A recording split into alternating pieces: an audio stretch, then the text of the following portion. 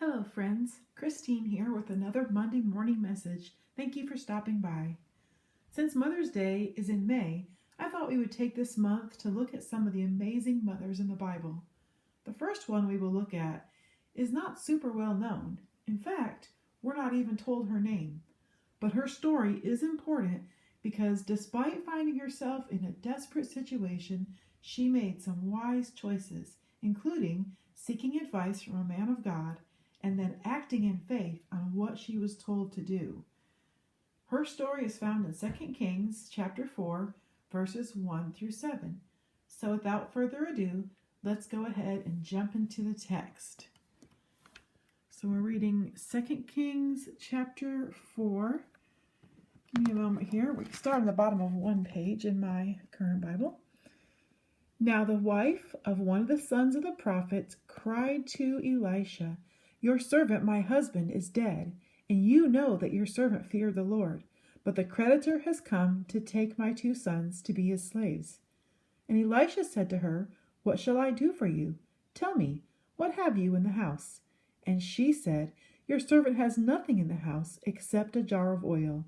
Then he said, "Go outside, borrow vessels from all your neighbors, empty vessels, and not too few." Just a moment to turn the page as we continue here. All right.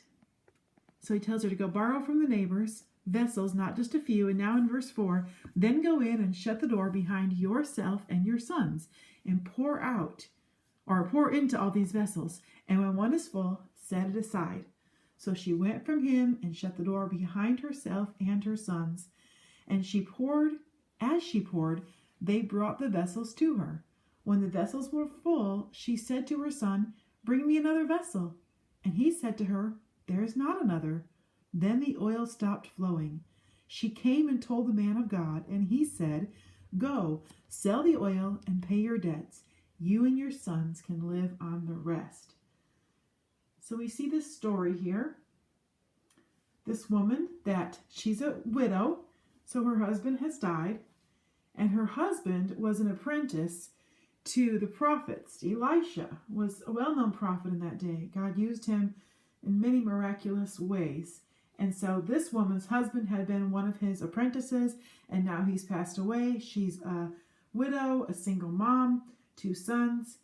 And in that day, a woman was very limited in the roles of what she could do. And so she finds herself in a desperate situation. She can't go out and get a job. There's no welfare system. Basically, the only thing left is for her sons, which was legal back then in Israel, to be taken, sold into slavery to pay for their debt. And she doesn't want that to happen, but she cries out to Elisha. She knows that he's the man of God. And so she goes to him and explains her situation. And as the wife of one of the prophet's apprentices, no doubt she had witnessed many situations in which she had seen the Lord work and do miracles and provide for those in need. Psalm 34 verse 7 says, "The angel of the Lord encamps around those who fear him and delivers them." So she had no doubt seen many people be delivered from insurmountable troubles through faith and obedience to God. And so she cries out to the man of God, and he says, "What have you in your house?" Now maybe he's thinking if she has some high value items, she could sell them and use the profit to pay off her debt.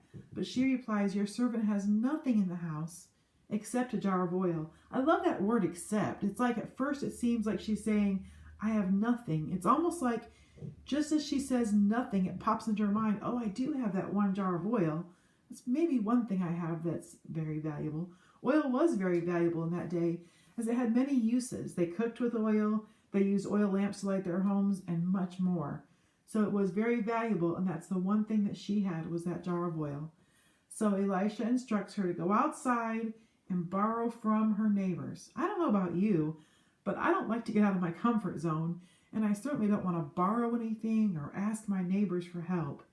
Now, this mother may have felt that same way herself, but she wanted nothing more as a mother than to save her boys from being sold into slavery, and so she was willing to do whatever the prophet asked.